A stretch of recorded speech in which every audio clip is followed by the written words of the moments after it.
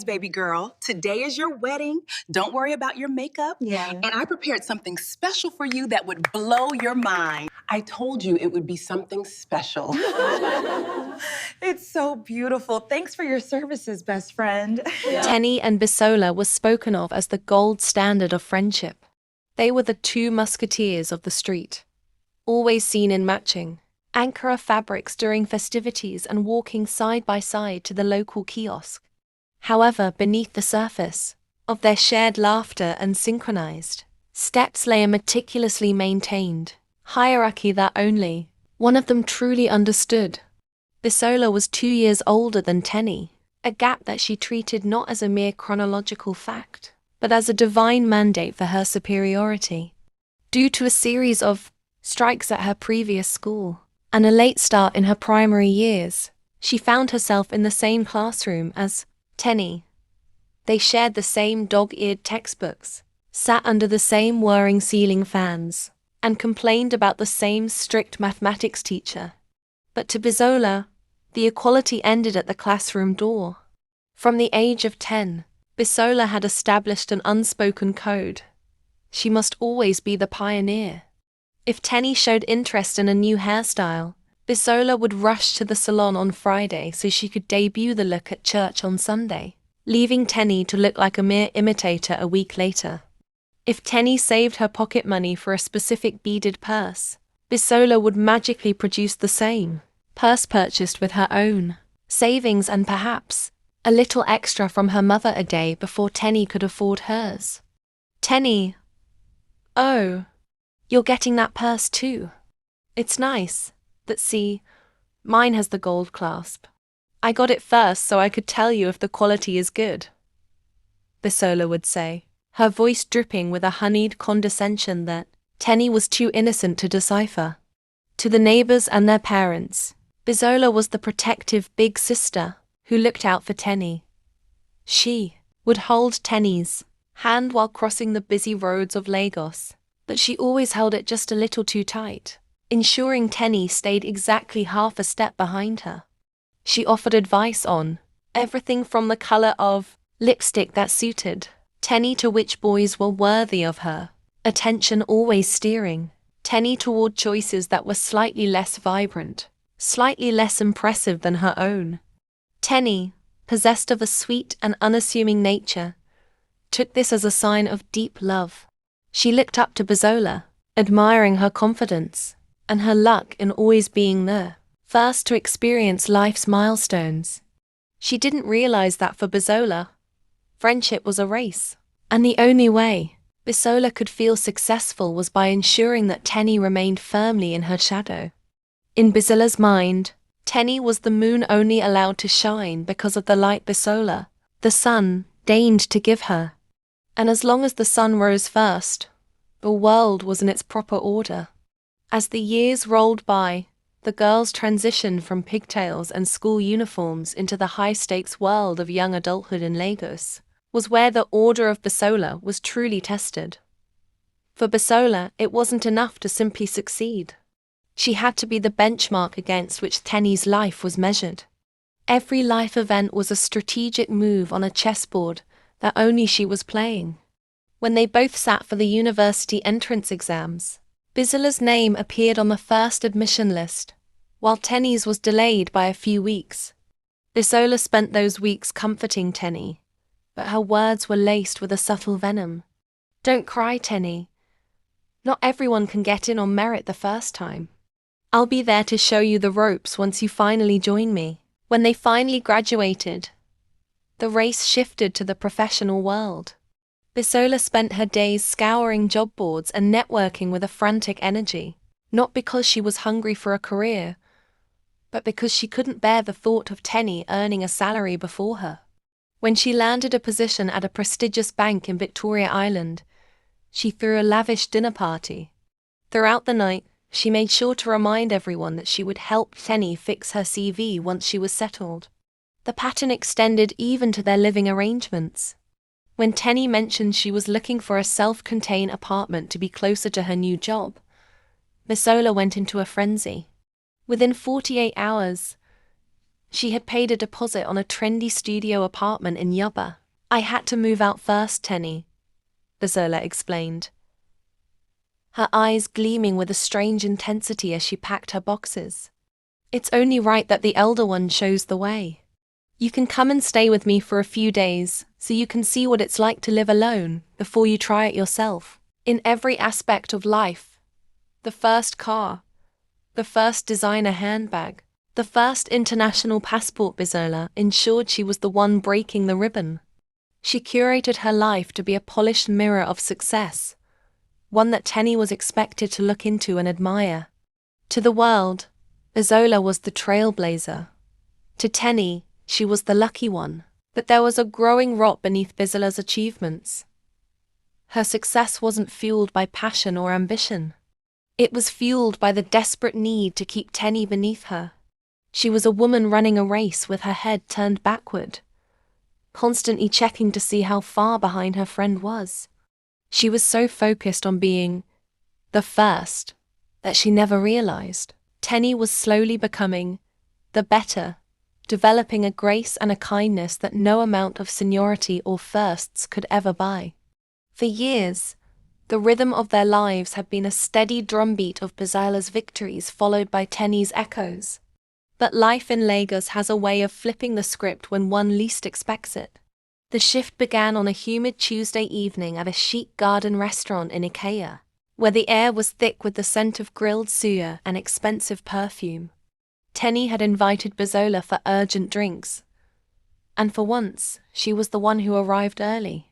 When Bezola finally sauntered in, checking her gold watch to emphasize her busy corporate schedule, she found Tenny sitting by a fountain, her face flushed with a radiance that no expensive cream could mimic. "BC, you're here!" Tenny exclaimed, her voice trembling with an octave of excitement Bezola had never heard. "Sorry, babe, the traffic from the island was insane." Bezola lied smoothly, pulling out a chair. "So, what's this urgent news? Did you finally get that promotion I told you how to ask for?" Tenny didn't answer with words. Instead, she placed her left hand on the table. There, nestled against her mahogany skin, was a ring, a delicate, brilliant cut diamond that danced under the restaurant's fairy lights. "Femi proposed," Tenny whispered, her eyes brimming with tears. "Last night. Private dinner, just the two of us. BC, I'm getting married." The world around Bezola seemed to go silent, the ambient music fading into a dull roar in her ears. Her heart, usually so calculated, gave a violent thud against her ribs. The order of things had been violated. This was the one milestone Bezola had not yet reached. Despite her car, her job, and her apartment, her own dating life was a string of hollow encounters with men who never stayed. And now, Tenny, the follower, the one who was supposed to wait for the signal, had been chosen first. "BC, are you okay?" Tenny asked, her smile faltering slightly at her friend's frozen expression. Bezola forced her facial muscles into a wide, toothy grin, though her eyes remained as cold as a harmattan morning. "Oh my God, Tenny, I'm just in shock. My little Tenny is getting married?" She reached across the table and grabbed Tenny's hand, her grip so firm it was almost painful. "Wow, I really thought I'd be the one planning my bachelorette party for you to attend. But look at you." Behind the forced laughter, a dark, oily jealousy began to pool in Bezola's gut. The thought of Tenny in a white gown, the center of attention, being called Mrs., while Bezola remained Miss, was a humiliation she couldn't stomach. Femi was a Kachin architect with a gentle soul and a promising future. He was exactly the kind of man Bezola felt she deserved first. "Tell me everything," Bezola said, leaning in. But as Tenny gushed about the proposal and the wedding dates, Bezola wasn't listening. She was looking at the ring and thinking, this wasn't the plan. You were supposed to wait for me. Now, I have to make sure you regret jumping the queue. The weeks following the engagement were a whirlwind of Aso Ebi colors, floral arrangements, and guest lists. To the outside world, Isola was the ultimate chief bridesmaid-in-waiting. She was at every meeting, her notebook filled with vendor contacts and bridal trends. But in the quiet, shadowed corners of her mind, the big sister persona was rotting away, replaced by a cold, calculating fury. Whenever they were in public, Isola performed her role with theatrical precision. At the engagement party, she gave a toast that brought tears to the eyes of the aunties. "Tenny has always been like a sister to me," she said, her voice trembling with mock emotion. "I've watched her grow, and while I always thought I'd be the one protecting her from the world, I'm so glad Femi is stepping in to take over." But behind the scenes, the bitterness was toxic. Isola began to avoid looking at the wedding gown. Tenny had picked a stunning, lace-embellished mermaid silhouette that made Tenny look like a queen. Every time Tenny giggled over a sweet text from Femi, or showed off the save-the-date cards, Isola felt a sharp physical pain in her chest. The humiliation peaked during a visit to Femi's family home. Femi's mother, a woman with sharp eyes and a penchant for tradition, had pulled Tenny aside and praised her. "You are a rare gem," the older woman had said, loud enough for Isola to hear. "Femi is lucky. Many girls these days are just looking for the wedding, not the marriage. But you, Tenny, you have a good heart. That is why God is blessing you first." The word "first" rang in Isola's ears like a funeral bell. That night, alone in her Yaba apartment, Isola stared at her own reflection in the vanity mirror. She was 30, successful and beautiful, yet she felt like a failure because she was stagnant in the one area that now mattered. She looked at her makeup kit, the brushes, the palettes, the expensive foundations. These were the tools of her trade, the things she used to make women feel beautiful. A dark, jagged thought began to take shape. If she couldn't stop the wedding, she could certainly stop the joy. She didn't want Tenny to just be married. She wanted her to be a laughingstock. She wanted Femi to look at his bride and feel a sense of regret so deep it would sour the union before the first dance. "You want to be a bride, Tenny?" Isola whispered to the empty room, her eyes narrowing until they were mere slits. "I will make sure you are a bride that no one will ever forget. But not for the reasons you think." She reached for her phone and scrolled through her contacts until she reached a name she hadn't called in years. Cousin who lived on the outskirts of the city. Someone who knew the people who dealt in special mixtures. The plan was no longer just about being first. It was about ensuring that Tenny's first would be a nightmare. As the wedding date drew closer, the frantic energy of preparation reached its peak. Tenny was drowning in a sea of logistics. The caterer was asking for a balance. The hall decorator was complaining about the price of lilies. And the tailor had botched one of the bridesmaids' dresses.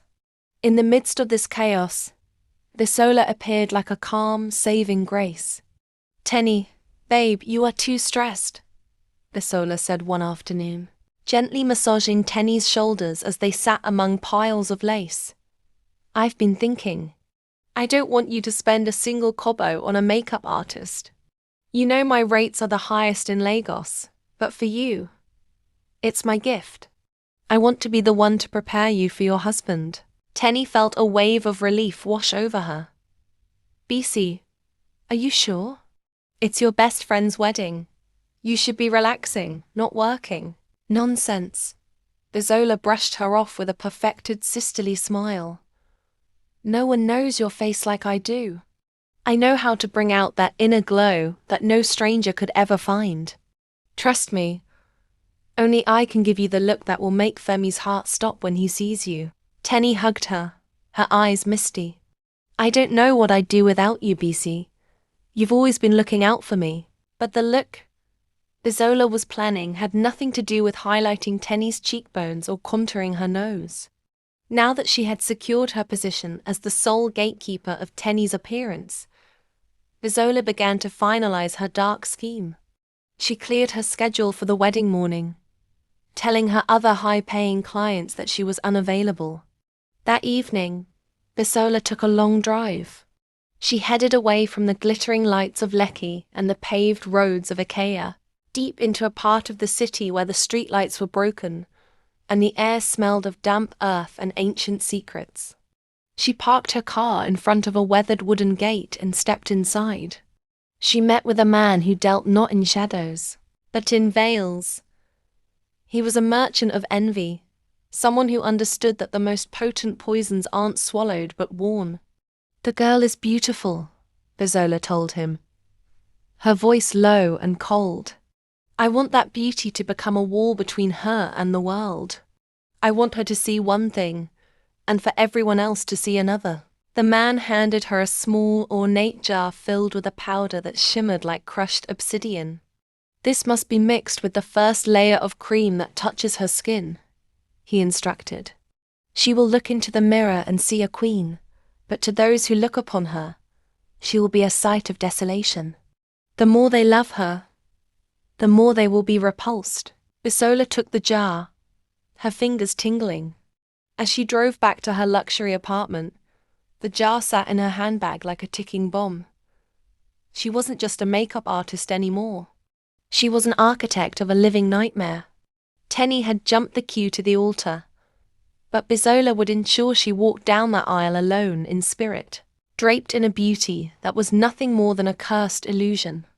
The night before the wedding was sleepless for both women, but for entirely different reasons. Tenny lay in her bed, her heart fluttering with the sweet, rhythmic anxiety of a woman about to start a new life. She whispered prayers of gratitude, thanking God for a man like Femi and a friend like Bisola. Meanwhile, in the silence of her Yaba apartment, Bisola was performing a ritual of a different kind. She cleared her vanity table, leaving only a single bottle of high-end liquid silk foundation and the small, ornate jar she had brought back from the outskirts of the city. The room felt unnaturally cold. The air seemed to thicken as she unscrewed the lid of the obsidian jar. Inside, the powder didn't sit still. It seemed to pulse with a dull, grey light, like the ashes of a burnt photograph. Bisola took a thin silver spatula. With a steady hand, she began to fold the powder into the foundation. "This is for the years I waited," she whispered, her voice a jagged rasp in the quiet room. "This is for the house you'll build while I'm still renting. This is for the name you'll take while mine stays the same."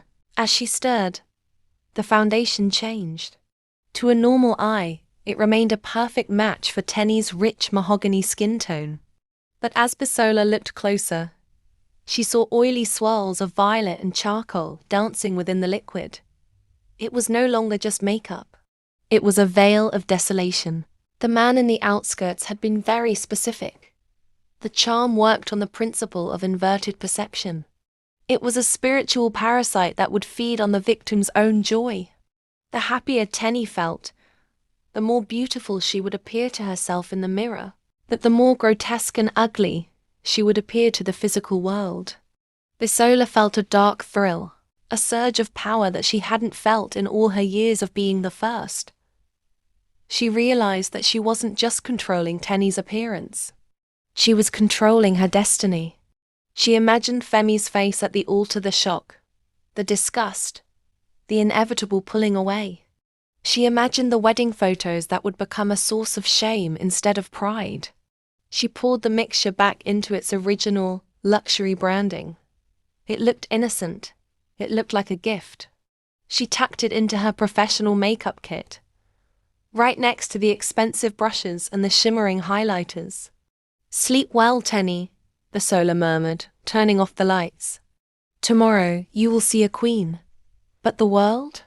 The world will see exactly what I want them to see." Outside, a sudden, sharp wind rattled the window pane, and a stray dog howled in the distance, a warning that went unheard by the bride, who was dreaming of white lily and forever. The sun rose over Lagos with a defiant brilliance, casting a golden hue over the city's skyline. In Tenny's family home, the atmosphere was electric. Bridesmaids in silk robes flitted from room to room.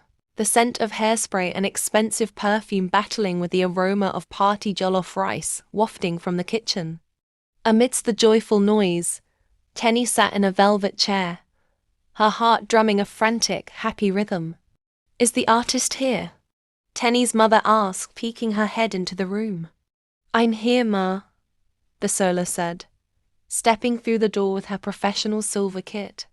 She looked calm, her face a mask of practiced sisterly devotion. "Nobody touches this face today but me.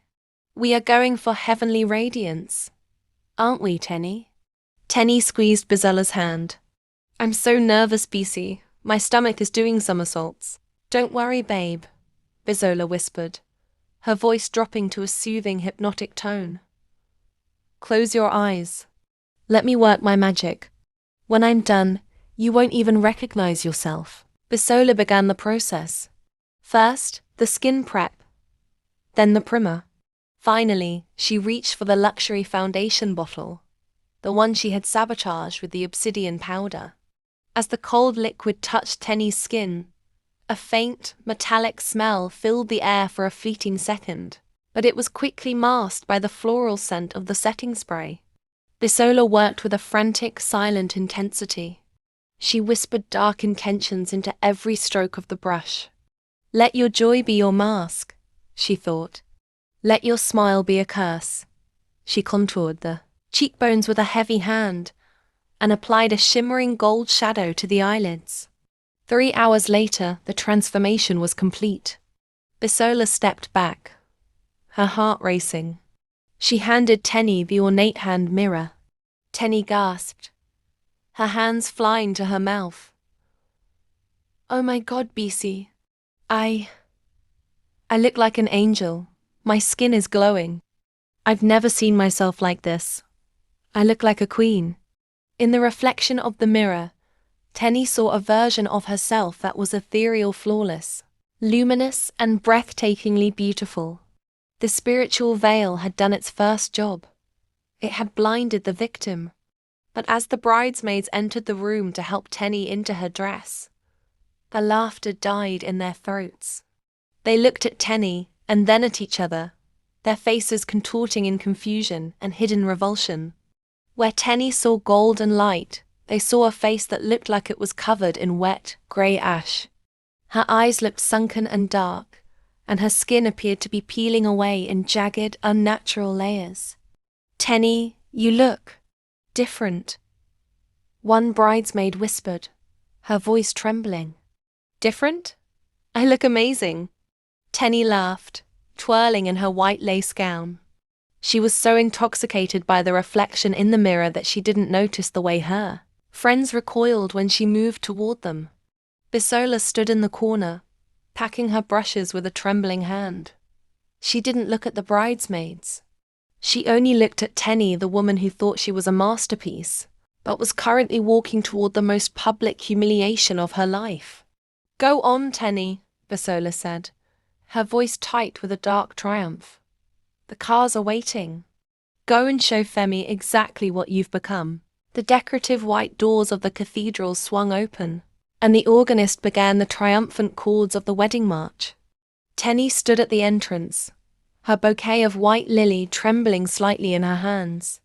To her own eyes, as she caught her reflection in the glass of the inner doors, she was a vision of celestial beauty, her skin glowing like burnished copper under the morning sun. She felt like a queen stepping into her kingdom. But as she took her first step onto the red carpet, the air in the church seemed to curdle.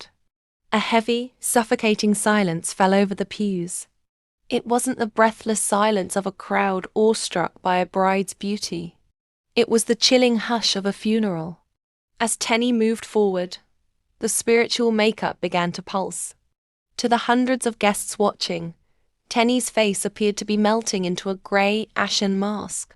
Her eyes looked like hollowed-out sockets, and her skin, which she felt was smooth, appeared to the world as cracked, blistering, and covered in a layer of soot. "Jehovah, what is this?"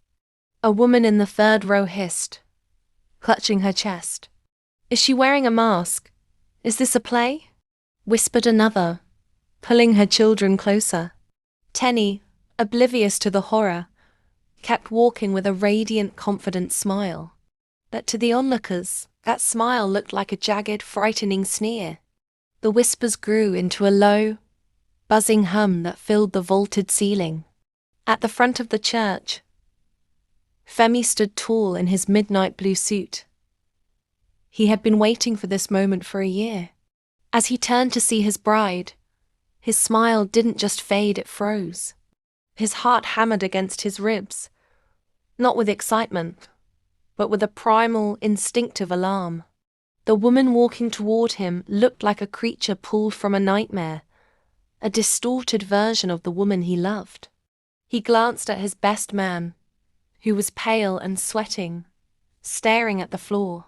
He looked at his mother, whose face had turned into a mask of stone. Femi's mind raced. This is not Tenny.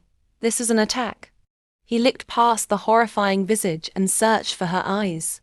Within those dark, hollow-looking sockets, he saw the familiar spark of Tenny's gentle soul, dancing with joy and innocence. He realized in that moment that she had no idea what was happening. She thought she was beautiful.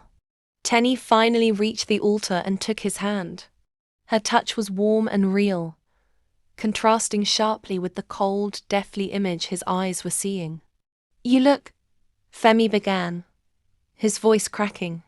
He saw Bizola standing in the front row, her head bowed in a fake prayer, but a small, dark smirk was playing on her lips. Femi took a deep breath, clutching Tenny's hands so tightly his knuckles turned white. He felt a sudden, fierce protectiveness. Whatever spell or sickness this was, he would not let it win in the house of God. "You are mine," he whispered, loud enough only for her to hear. The priest's hand trembled as he opened the Bible. He looked at Tenny, then at the congregation, and back at Tenny. "Dearly beloved," he began, his voice wavering, "we are gathered here." The ceremony continued under a cloud of confusion and fear. People didn't take out their phones to record the vows. They tucked them away, too disturbed to capture the image of the monster bride. But Tenny, wrapped in her golden illusion, said, "I do," with a voice as clear and sweet as a bell, unaware that she was marrying the man of her dreams while wearing the face of a nightmare. The reception was a haunting contrast to the lively, drum-heavy celebrations typical of a Lagos wedding. The Aso-Ebi ladies, usually the life of the party, sat in hushed clusters, whispering behind their fans. The DJ played the latest Afrobeats hits, but the dance floor remained sparsely populated. Every time Tenny stood up to dance, her movements graceful and fluid, the guests shrunk back. To her, she was shimmering. To them, she was a spectre of decay. Femi sat beside her, his hand never leaving hers. He felt the tremors in her fingers, the genuine warmth of her skin, and the joyful frequency of her laughter. It was a cognitive dissonance that would have broken a weaker man. His eyes told him to run, but his spirit told him to stand guard. "Femi, why is everyone so quiet?" Tenny leaned in, her voice honey-sweet. "Are they not enjoying the food? Or is my makeup too much for them? Maybe I look too beautiful." She laughed, a sound so innocent it pierced Femi's heart. "You are exactly who you are meant to be today, Tenny," Femi replied, his voice a low, protective growl. He caught Bizola's eye from across the room. She was sipping a cocktail, her expression one of feigned pity, but her eyes were dancing with a jagged, electric triumph. She was watching her masterpiece unfold. Femi was a man of deep, quiet discernment. He had grown up in a house where his grandmother taught him that the world was not just what you could touch and see. He knew that the woman sitting next to him was under a heavy spiritual cloud. He also knew that a direct confrontation in the middle of the reception would only humiliate Tenny further. "We are leaving early," Femi whispered to his best man, Kunal. "Thank God," Kunal breathed, wiping sweat from his forehead. "Femi, I don't know how you're doing it," looking at her, It's like looking at something that shouldn't be alive. That is my wife, Femi snapped, his eyes flashing with a sudden, fierce authority. And whatever is on her face did not come from God. Get the car ready. We are going to my mother's house. Now, Femi didn't wait for the cutting of the cake or the final dance. He stood up, draped his suit jacket over Tenny's shoulders, partly to protect her, and partly to shield the guests from the sight of her, and led her out.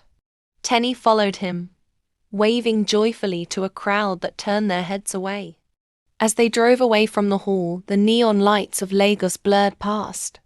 Tenny was humming a wedding hymn, her head resting on Femi's shoulder. She was the happiest woman in the world, blissfully unaware that she had just spent the most important day of her life as a pariah. But as the car turned toward the outskirts of the city, heading toward the ancient, prayer-filled home of Femi's mother, the atmosphere began to shift. The battle for Tenny's face and her soul was only just beginning. The drive to Femi's mother's house was draped in a heavy, unnatural silence.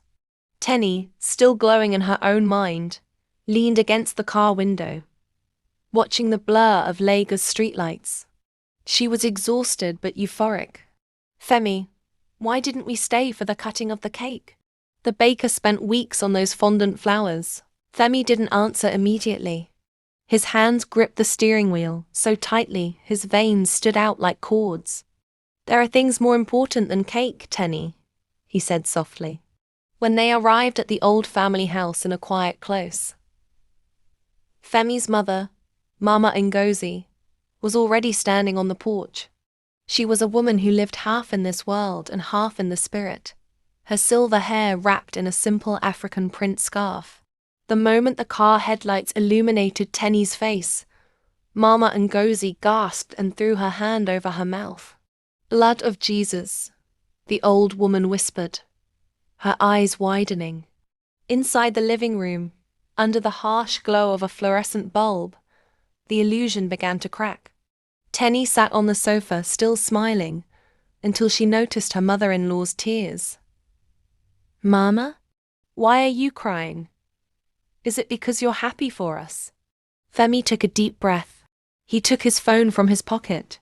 Throughout the reception, he had seen the notifications, the cruel tweets, the leaked photos, the "What happened to the bride?" headlines. He didn't want to do it, but he knew the veil had to be broken by the truth. Tenny, Femi said, his voice trembling with a mixture of pain and love. I want you to look at this. Not the mirror in your hand, but the lens of the world. He handed her the phone. Tenny looked at the screen. The first photo was a candid shot of her walking down the aisle. She saw herself, but the woman in the photo was a monster. Her face looked like it had been rubbed with charcoal and acid. Her eyes were sunken pits of shadow. Her skin appeared to be sloughing off in grey, greasy scales. This is a joke, Tenny whispered, her voice rising in pitch. Someone edited this. Someone is trying to ruin my day. She scrolled. Every photo was the same. In the background of the pictures, she finally noticed the expressions of her guests. The horror, the disgust, the pity. She looked down at her own hands. To her eyes, they were soft and brown. But on the screen, they looked like the withered claws of a corpse. No, no, no! Tenny screamed, flinging the phone across the room. She ran to the hallway mirror, the one she had used for years. She looked in. For a split second, she saw the Queen again. Then, like a pane of glass shattering, the image shifted. The obsidian powder lost its grip on her mind. The reflection rippled, and for the first time, Tenny saw the spiritual makeup for what it was. She saw the distortion, the ugliness, the veil of desolation that had been painted onto her soul. She collapsed to the floor, her white lace wedding dress billowing around her like a shroud. The realization hit her like a physical blow. Bisola, she choked out through heaving sobs. Bizola did this. She was the only one. She touched my face. She said she wanted to make me beautiful. The betrayal was more painful than the ugliness. The person she had shared her life with, her big sister, had turned her wedding day into a funeral for her dignity. Tenny wailed, a sound of pure, unadulterated heartbreak that echoed through the quiet house. The atmosphere in Mama Ngozi's living room shifted from grief to a heavy spiritual war. The old woman did not waste time with platitudes. She went to her inner room and emerged with a clay bowl filled with water from a sanctified spring, mixed with bitter herbs and a palm frond that had been blessed during a holy week. Envy is a wind that blows from a dark heart, Mama Ngozi whispered, her voice carrying the weight of generations. But the wind has a home it must return to. Tenny, sit. Tenny sat on a low wooden stool, her wedding dress stained with the salt of her tears. Femi stood behind her, his hands on her shoulders, a silent anchor in the storm. Mama Ngozi began to pray not a gentle prayer, but a commanding one. She dipped the palm frond into the water and began to wash Tenny's face. As the water touched Tenny's skin, something unnatural happened. The air in the room grew cold and a faint, hissing sound echoed from Tenny's pores. The grey, ashen film on her face began to bubble and peel away, not like makeup, but like a burnt skin being shed. Whatever was sent to shame you, let it go back to the sender, Mama Ngozi declared, her voice rising. Whatever was painted in the dark, let the light erase it. Return to sender. Return to sender. With every stroke of the water, the distortion lifted. The obsidian powder that had been spiritually fused to Tenny's identity began to dissolve. Tenny felt a physical weight lifting from her chest, a lightness she hadn't felt since she sat in Bizala's makeup chair. Meanwhile, miles away in the quiet of her Yaba apartment, Bizola was celebrating. She had poured herself a glass of expensive wine and was scrolling through the viral photos of the monster bride, laughing until tears ran down her face. I told you, Tenny, she whispered to the empty room. I told you I'd show you the way. Now everyone knows you are nothing. Suddenly Bizola felt a sharp, searing heat on her cheeks. It felt as if someone had pressed a hot iron against her skin. She dropped her wine glass, the red liquid splashing across her white rug like a bloodstain. She ran to her bathroom mirror, clutching her face. What is this? My skin. It's burning, she shrieked. As she looked into the mirror, the spiritual makeup that had been washed off Tenny began to manifest on her own face. To her own eyes, she still looked like the beautiful, successful Bizola. But as the prayer in Mama Ngozi's house reached its crescendo, the spiritual law of harvest took effect. The veil didn't just move, it multiplied. Tenny's face was finally clear. She looked into the mirror Mama Ngozi held up and saw herself, the real Tenny, glowing not with a cursed glitter, but with the natural radiance of a woman loved. She was exhausted, her eyes red from crying, but she was beautiful. It is done, Mama Ngozi said, emptying the remaining water into the earth outside. The trap has caught the trapper. Tenny leaned into Femi, finally finding peace. But in Yaba, the screaming had only just begun. Bizola looked at her hands and saw them as smooth as silk, but when she glanced at her phone screen to call for help, the front-facing camera showed her a face so hideous, so distorted by the reflected energy of her own malice, that she screamed until her voice broke. The veil had found its true home. The sun rose over Lagos the next morning, but for Bizola, the light brought no comfort. She woke up feeling beautiful, her skin smooth to her own touch, her reflection in the mirror showing the same polished, high society woman she had always been. She dressed in a vibrant yellow sundress, applied a light layer of gloss, and stepped out to get her morning coffee. The reaction was instantaneous and violent. A man washing his car dropped his hose, the water splashing aimlessly, as he recoiled in visible terror. A group of school children pointed and began to cry, their mother pulling them away, as if Bezola carried a plague.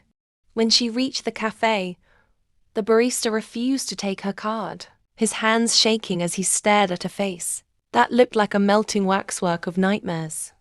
"Please, madam, just go," the manager whispered, refusing to look her in the eye. "We don't want any trouble here." Bezola ran back to her apartment, her heart hammering.